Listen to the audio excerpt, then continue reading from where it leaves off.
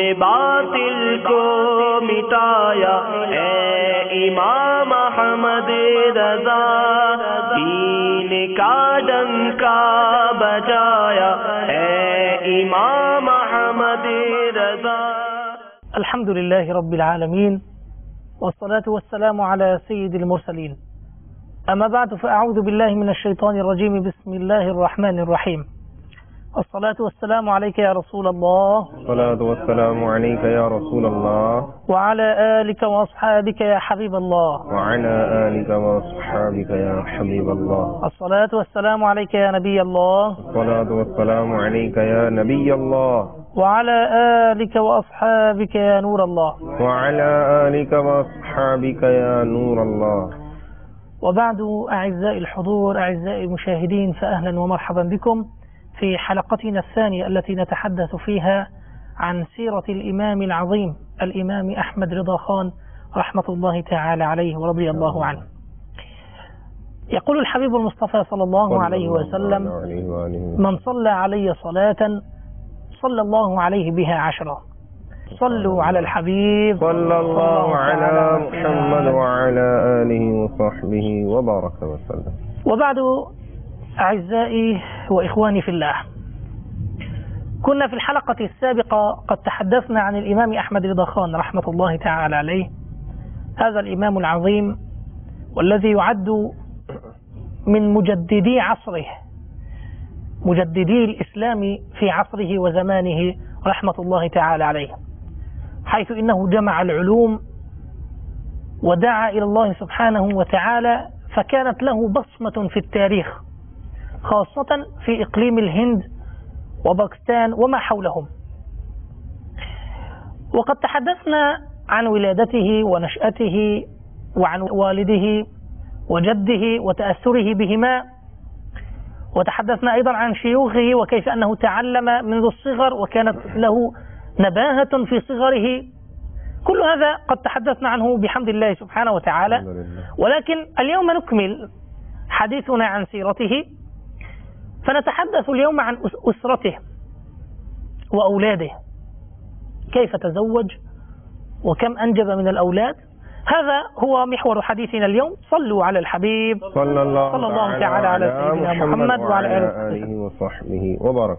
تزوج الإمام أحمد رضا خان رحمة الله تعالى عليه من بنت الشيخ أفضل حسين، أحد العلماء المعروفين،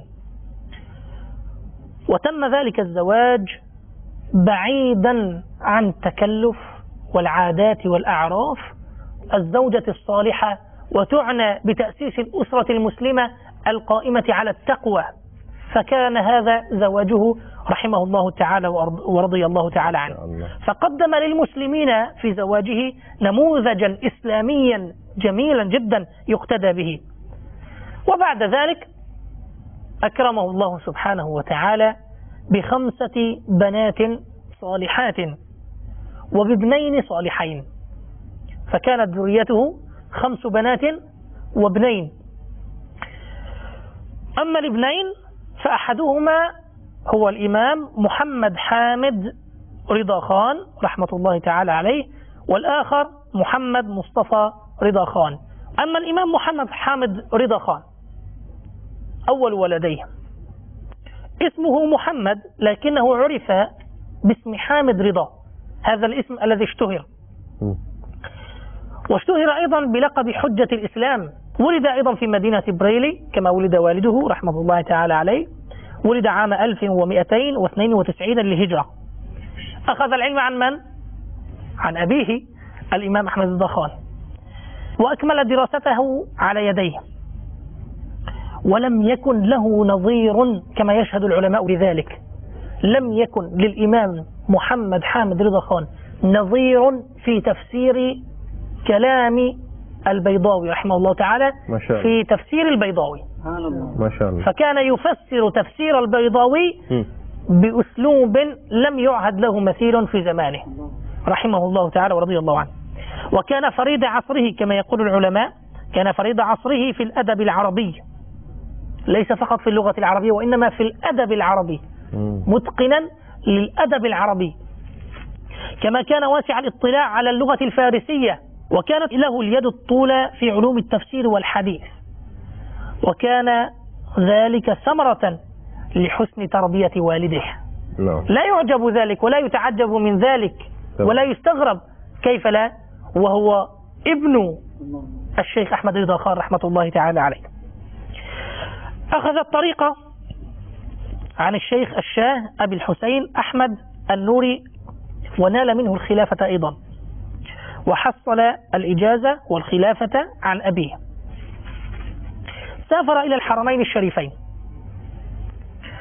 لأداء فريضة الحج، واعترف الشيخ حسين الدباغ والشيخ محمد المالكي التركي ببراعته في الأدب العربي، وهما من علماء العرب العظام. الشيخ حسين الدباغ والشيخ محمد المالكي التركي اعترفوا للإمام حامد رضا خان ببراعته في الأدب العربي، ما شاء الله، وقالوا عنه قولة: أو لم نجد مثله فصيحا وبليغا من أكناف الهند.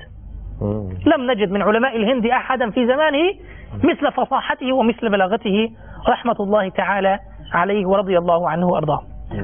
صلوا على الحبيب صلى الله تعالى على سيدنا محمد وعلى آله وصحبه وبارك وسلم. لا شك أنه ألف كتب كثيرة في تخدم الإسلام والمسلمين. حقيقة ألف عدة كتب، لكن نذكر منها كتاب مجموعة الفتاوى، وأيضا قام بترجمة كتاب الدولة المكية للإمام أحمد رضا خان، فترجمه من اللغة العربية إلى اللغة الأردية ما شاء الله. إضافة إلى ذلك أيضا ترجم كتاب حسام الحرمين من العربية أيضا إلى الأردية، وله ديوان في مدح النبي صلى الله عليه وسلم أيضا، أي أنه اشتغل في الشعر ما شاء الله. إضافة إلى ذلك له حاشية ملا جلال. كل ذلك هذا شيء من كتبه رحمة الله تعالى عليه. بعد أن تحدثنا عن الشيخ محمد حامد رضا خان، ننتقل الآن الحديث عن أخيه الشيخ محمد مصطفى رضا خان. اسمه محمد، لكن عرف باسم مصطفى رضا خان، ابن الإمام أحمد رضا خان. ولد أيضا في مدينة بريلي سنة 1310 للهجرة. درس العلوم على يد مولانا رحم إلهي البنجلوري، وزار في هذا السفر الميمون السيد علوي المالكي شيخ الحرم المكي، معروف والد الشيخ محمد بن علوي المالكي ما شاء الله. فزاره. وأيضا زار الشيخ العلامة السيد محمد بن أمين وغيرهما من العلماء، وأخذ سند الحديث عنهم، أخذ إجازة من الحديث من علماء مكة المكرمة، وله مصنفات ومؤلفات كثيرة، لكن نذكر بعض منها. له كتاب فتاوى مصطفوية، الموت الأحمر، كشف ضلال أو وقعات السنان، أشد اللباس، نور العرفان. له ما شاء الله كتب كثيرة، نكتفي بهذا القدر منها. وكان رحمه الله تعالى طول حياته يشتغل بالتدريس ما شاء الله، وكان مربيا ومفتيا في نفس الوقت. قام بدور ملموس في نشر الوعي الإسلامي في أرجاء شبه القارة الهندية، ولعب دورا ملموسا في حركة استقلال باكستان عن الهند ما شاء الله. وشارك في المؤتمر السني بعموم الهند الذي انعقد تحت اهتمام الجمعية العالية المركزية، وذلك لدفع حركة استقلال باكستان إلى الهدف المنشود في أن تستقل باكستان كدولة إسلامية لوحدها. صلوا على الحبيب صلى الله تعالى على سيدنا محمد وعلى آله وصحبه. يقول العلماء: كان الإمام أحمد رضا خان متخلقا بأخلاق فاضلة ومتأدبا بآداب بارعة، فكان لا يحب إلا لله ولا يبغض إلا لله ما شاء الله. وكان لينا على المسلمين شديدا على المشركين والمعاندين لله ولرسوله صلى الله عليه وسلم. لم يكن يستطيع أن يسمع ولو كلمة خفيفة تمس جناب الحبيب عليه الصلاة والسلام أو تتجرأ في الحديث عن الله سبحانه وتعالى بسوء أدب، فكان هذا منهجه. بل كان أشد من ذلك، فكان لا يسمح أن يسمع كلاما يحتمل هذا الكلام معنيين. يريد كلاما واضحا صريحا. ماذا تقصد بكلامك؟ وضح. إذا كان كلامك يحتمل الصح ويحتمل الخطأ فلا يرضاه، يريد كلاما واضحا صريحا تبين فيه ماذا تريد، فكان لا يرضى أبدا أن يسمع من أحد كلاما يحتمل وجهين، أو كلاما فيه إساءة أدب، أو تقليل من مكانة الحبيب عليه الصلاة والسلام، أو من عظمة الله سبحانه وتعالى. وكان فوق ذلك قليل الطعام، لا يأكل إلا قليلا، فقد روى خادمه أنه كان لا يتناول من الطعام إلا كوبا من مرق من لحم الخروف. ما شاء الله. ونقل ذلك مولانا ظفر الدين البهاري في كتابه حياة أعلى حضرة، نقل ذلك في كتابه: لم يكن ينام من الليل إلا ساعة ونصف. صلوا على الحبيب صلى الله تعالى على سيدنا محمد وعلى آله وصحبه وسلم. لو سمحت عندي سؤال. تفضل. كيف كان منهجه في إنكار المنكر؟ كيف كان منهج الإمام الأكبر إمام أحمد رضا خان عليه رحمة الرحمن في إنكار المنكر؟ بارك الله فيك. آمين. كان الإمام أحمد رضا خان كما تحدثنا سابقا إمام في العلم، لكن إضافة إلى أنه كان إماما في العلم كان إماما في الدعوة. فكان رحمة الله تعالى عليه ورضي الله عنه يتبع في دعوته منهج الحكمة، وفي ذلك يتمثل بقول الله سبحانه وتعالى في القرآن الكريم حينما قال جل في علاه: ادع إلى سبيل ربك بالحكمة والموعظة الحسنة. فكان رضي الله عنه شديدا في مكانه ولينا في مكانه، فمن كان طبعه يأتي باللين يتعامل معه باللين، ومن كان طبعه يحتاج إلى شدة وقسوة فيتعامل معه بقسوة. نأخذ مثالا على ذلك: كان قد ذهب مرة لزيارة أحد محبيه لكن من الأغنياء، كان رجلا من الأغنياء، فزاره في بيته، ولما دخل عليه دخل بعد ذلك رجل مسكين وأراد أن يقعد على سرير في زاوية البيت على مجلس يعني. فصاحب البيت لأنه كان هذا الرجل مسكين وفقير نظر إليه نظرة شذراء، يعني اخرج، يعني ليس الآن وقتك أن تجلس معنا، والإمام أحمد رضي الله عنه هنا. فقط هذه النظرة فعلها. طبعا المسكين عندما رآه لم يستطع الجلوس بعد ذلك، خرج من المجلس وخرج خارج البيت. الإمام أحمد رضي الله عنه رآه، رأى صاحب البيت ورأى المسكين، رأى الموقف أمامه تماما، فأنكر ذلك في نفسه وتضايق من هذا الموقف. بعد أيام جاء الرجل الغني لزيارة الإمام أحمد رضا خان، نفس الغني يعني نفس الغني جاء لزيارته. فلما أجلسه في مكانه